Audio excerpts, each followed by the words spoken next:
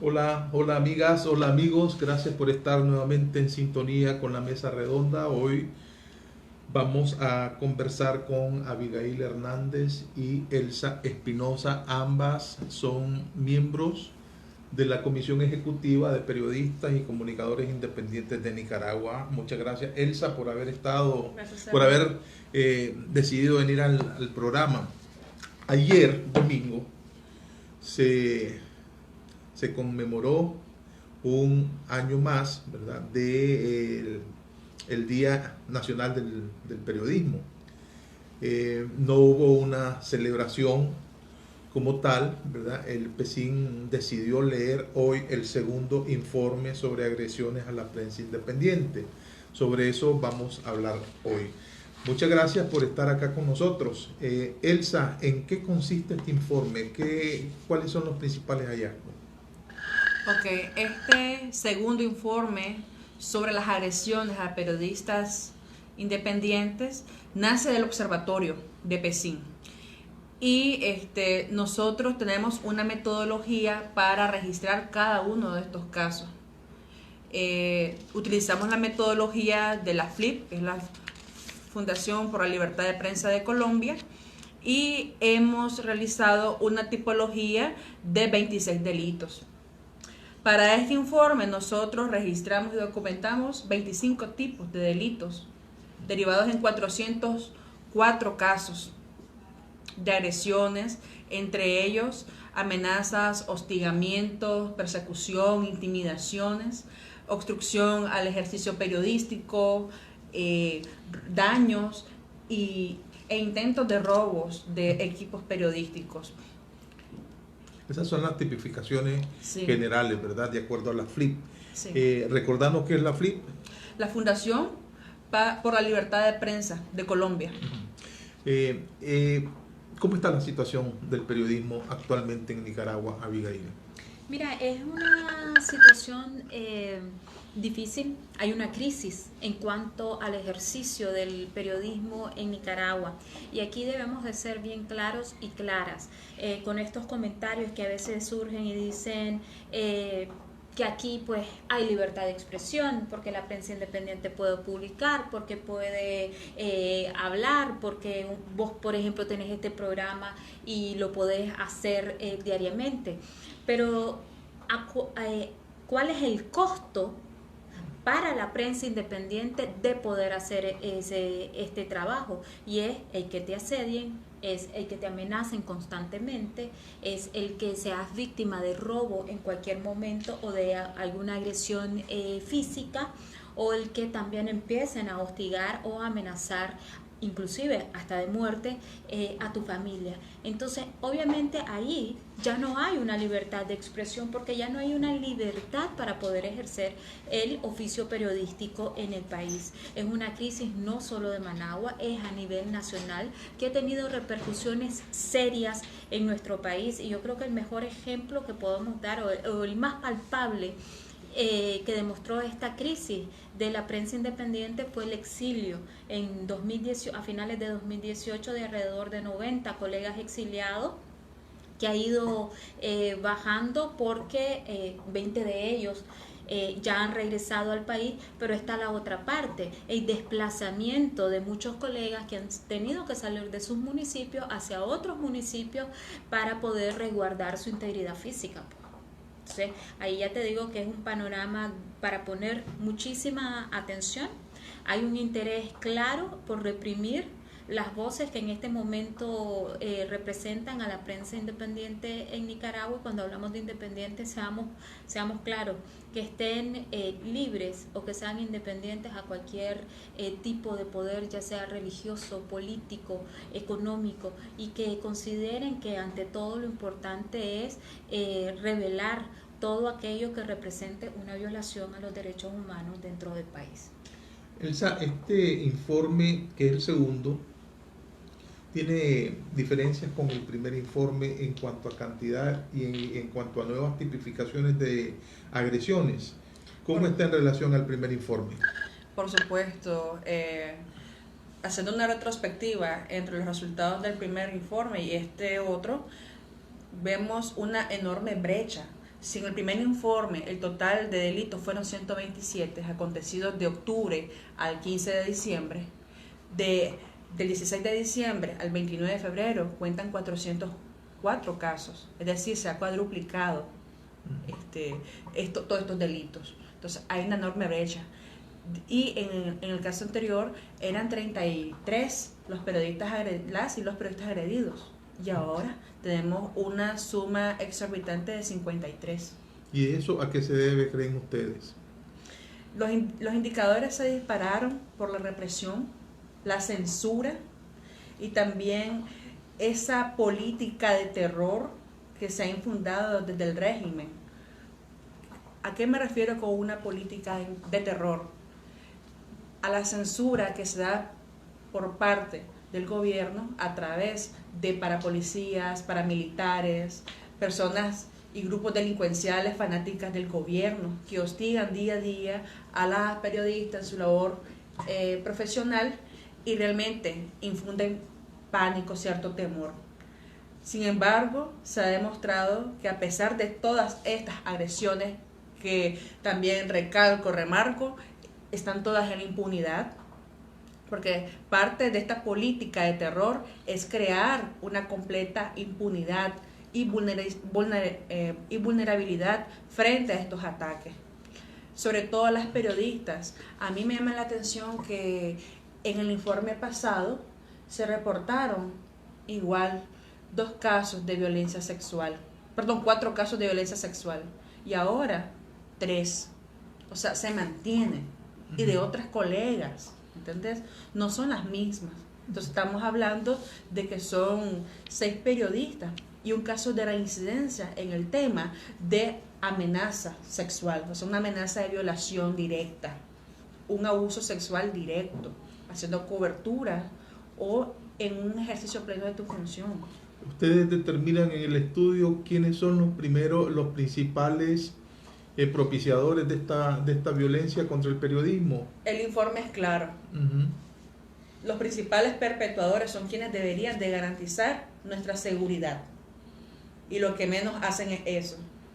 O sea, todos los casos acá fundamentados, vistos, analizados minuciosamente y documentados, revelan que los principales perpetradores de esto son la policía de este régimen, porque dejó de ser nacional hace mucho tiempo, no está velando, no está cumpliendo con sus funciones. En el caso de las agresiones a las mujeres específicamente, ¿dónde se registran más? ¿En el interior del país, llámese esto los departamentos, o en la capital, Managua? En la capital, Managua, hay mayor índice, y el otro punto es León, y también hay casos en Bilwi. En la costa Caribe, sí. ¿Qué significado entonces? Creo que también en esto, permitidme, Sergio, hay que hacer la diferencia. La forma de agresión hacia las mujeres, por ejemplo, en Managua es un poco distinto según estos 2 informes. Ha sido un poco distinto. Considero, bueno, aquí está Elsa, que en Managua la agresión hacia las mujeres verbal, física, ¿no? Porque te golpean. A las colegas en los municipios, además de sufrir esta, también hay delitos de tipo sexual, porque hay acoso con connotación sexual, como amenazas de violación, por ejemplo, y otro tipo de delitos como el acoso, el hostigamiento, el abuso asedio a través del manoseo. Por ejemplo, en el primer informe hubo denuncias de colegas periodistas que habían sido manoseadas y también, durante la cobertura. Y no solo a nivel personal. Cuando te dije cuáles son los departamentos con mayor índice de violencia sexual hacia periodistas, es Managua. De hecho, si aún en los territorios todo el mundo se conoce, en Managua también, aparte de la vulneración a mi seguridad física, también las periodistas sienten el temor de que cuando van a hacer una cobertura, el paramilitar o el agente policial tiene toda la autoridad. ¿O cree que la tiene? Se creen con la autoridad para cometer cualquier tipo de delito. ¿Por qué? Por lo mismo que te había expresado anteriormente, porque estamos dentro de un sistema de terror que ejecuta la impunidad total. Entonces, cualquier delito que ellos puedan cometer contra los periodistas, creen que es impunible. ¿Cuáles son los casos más connotados de esta lista en los hallazgos que ustedes hicieron? No, hay muchos casos. De hecho, es primera vez que se pronuncia el Caribe Norte. Tenemos en Bilwi dos casos muy inquietantes. Está el caso de Jerry Minor, y también el de Georgina Vargas. Ambos periodistas independientes. Jerry es dueño de un medio de comunicación en Bilwi, y siempre está la parte de la censura por ser crítico al régimen Ortega Murillo. Igual con Georgina es corresponsal de Canal 10 en Bilwi, y ha sido asediada desde el 2015, y las amenazas llegan incluso hasta amenazarlas de muerte a ella, a su familia, y de violación igual. Entonces, porque también cosifican el cuerpo de la mujer. O sea, nosotras las mujeres periodistas y comunicadoras no solo nos enfrentamos a un sistema represivo, sino también a un sistema machista, ¿verdad?, que se cree con la potestad de objetivizarnos porque nos consideran inferior. Entonces, el hecho de ser mujer ya es una causa autónoma o automática para poder perpetuar cualquier tipo de violencia sexual en nuestra contra.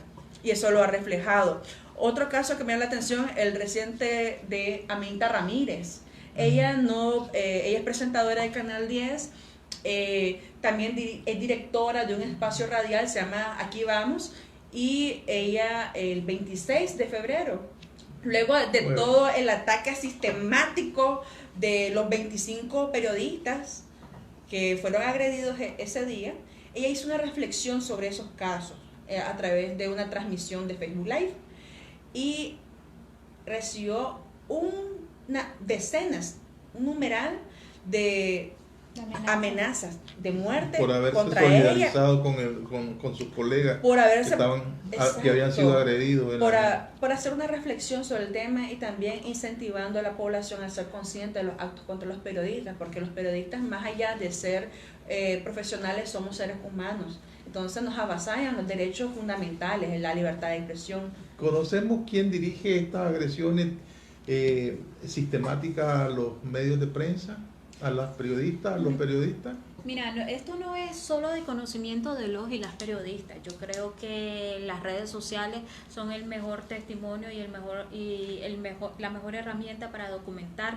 Hay cantidades de videos que se han mostrado a través de redes sociales, pero también a través de los pocos medios televisivos que todavía siguen en pie, pero también las radios que han logrado transmitir estos eventos en donde miramos a oficiales de la Policía Nacional agrediendo a los periodistas, y estas agresiones van desde golpes hasta robo de equipos que han quedado documentados a hombres y a mujeres de prensa.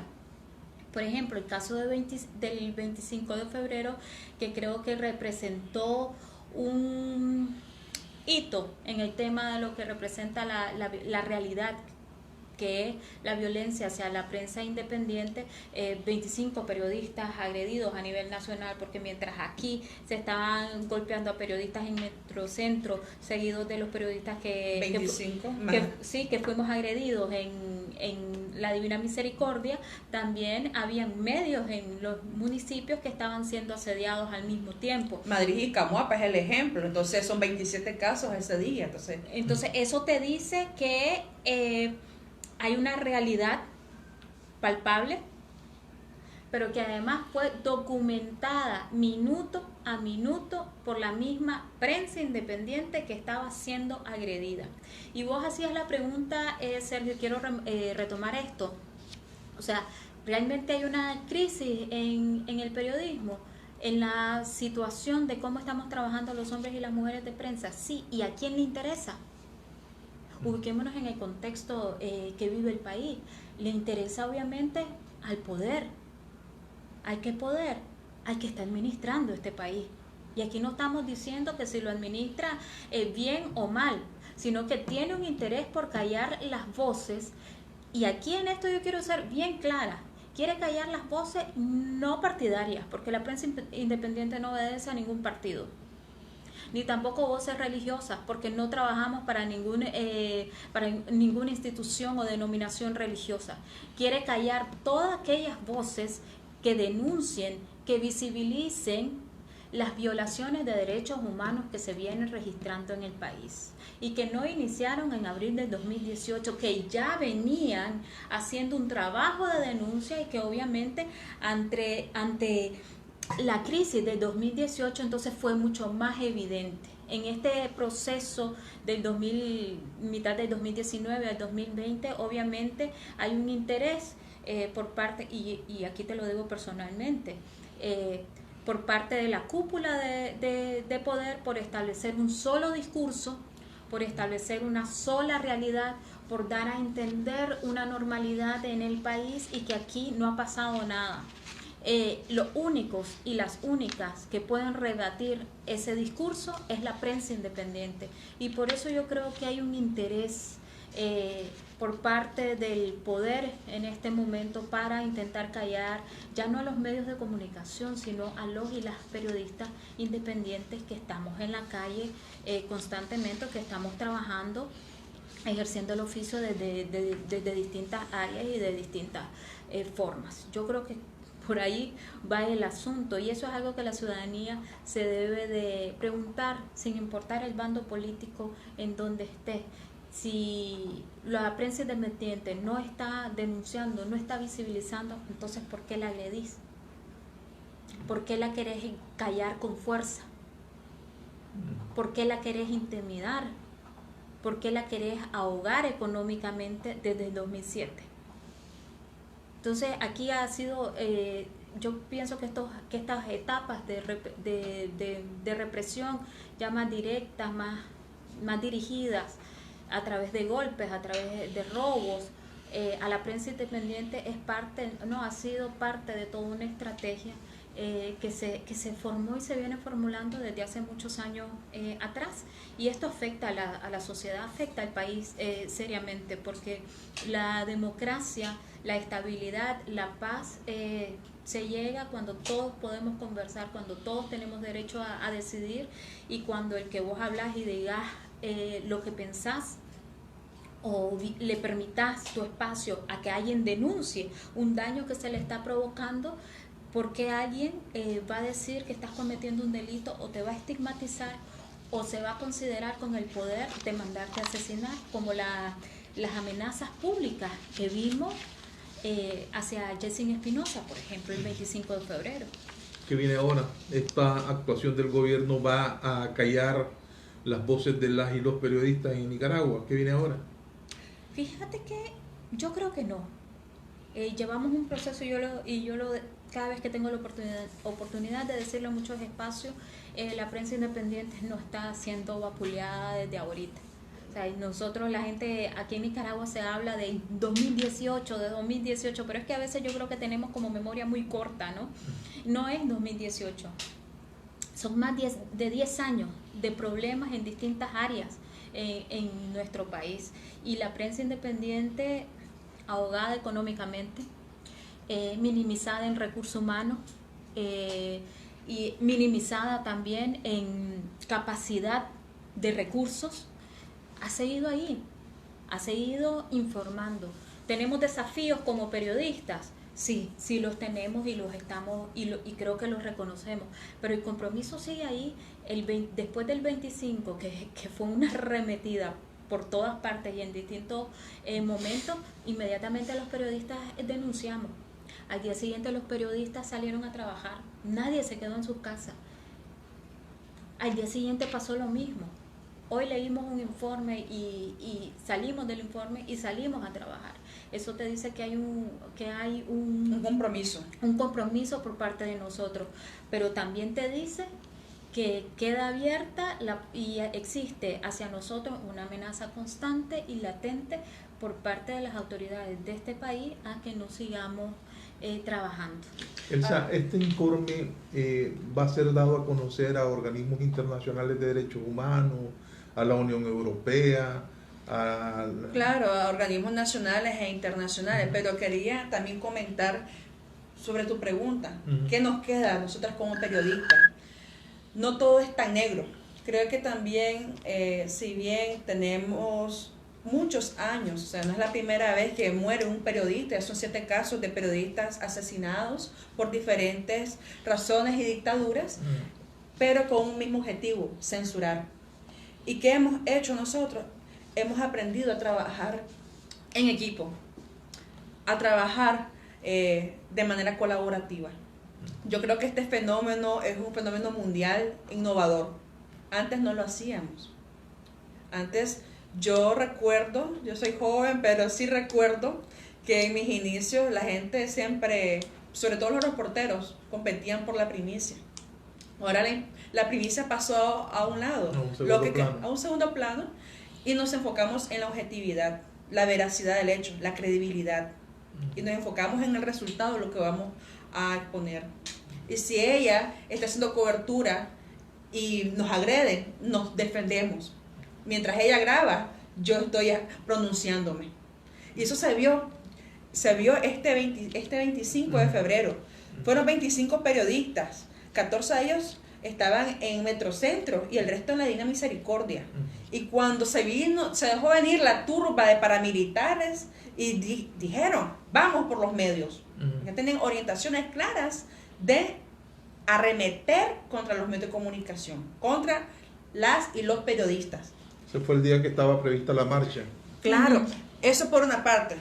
Está prevista, pero ya posteriormente a la misa que se realizó en la iglesia de la Misericordia, los periodistas estaban haciendo tomas del repliegue policial, ¿verdad? Entonces cuando ya arremeten contra las y los periodistas, vos podés ver con todas las evidencias, todos los videos que están ahorita en diferentes plataformas, cómo se ayudan los unos a los otros. O sea, no somos del mismo medio de comunicación, pero se apoyan. Entonces te queda también esa parte humana. Nos ha cambiado, pero también para poder ser más empático con mi colega, para poder trabajar en equipo y ser colaborativo. Y respecto al informe, sí se va a compartir. De hecho, el primer informe se compartió con 104 organizaciones, entre ellas medios nacionales e internacionales, organizaciones defensoras de derechos humanos, diferentes embajadas y consulados de diversos países, cadenas y redes de comunicación y de defensa de derechos humanos hacia periodistas, entre ellos FLIP, una de ellas. La Fundación Barrio de Chamorro nos apoyó bastante también con la divulgación del material.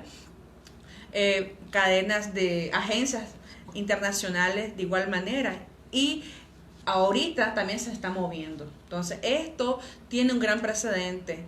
De hecho, nosotros llamamos a estos organismos internacionales sobre todo a tomar nota, porque si bien estamos ahorita en un estado de terror, la denuncia pública es nuestro poder. Y mediante la denuncia pública nosotros exponemos, visibilizamos cada uno de estos casos que se encuentran documentados por el Observatorio de PECIN, y tenemos todas las evidencias suficientes para poder interponer formales denuncias a las instancias correspondientes. Y no solo las nacionales, sino también a las internacionales con los diversos convenios con los que Nicaragua es parte. Entonces, por ejemplo, ahorita uno de los resultados es que ya 5 colegas periodistas han decidido denunciar públicamente y también ante el Ministerio Público.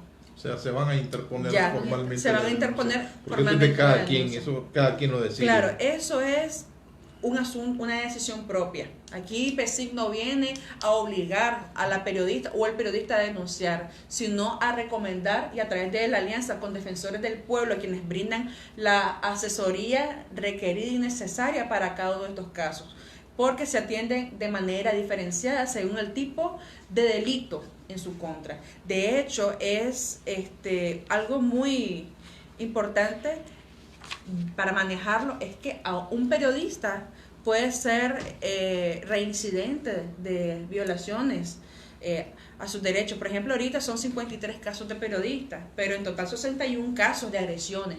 ¿Qué te indica eso? Que varios de los periodistas fueron agredidos más de una vez en este periodo documentado. ¿Me entiendes? Bueno, ojalá prospere, ojalá las autoridades reflexionen sobre lo que han venido haciendo en términos de agresiones a las y los periodistas, criminalizando el ejercicio del periodismo en Nicaragua. Y las organizaciones internacionales de derechos humanos nos van a dar el acompañamiento pues, para que esto prospere en la denuncia internacional. Muchas gracias Abigail, muchas gracias Elsa por haber estado con nosotros en representación de periodistas y comunicadores independientes de Nicaragua. Gracias a ustedes amigos por haber estado con nosotros. Gracias a Radio La Costeñísima, Radio Darío y Notimat por retransmitirnos el programa ahí en sus localidades.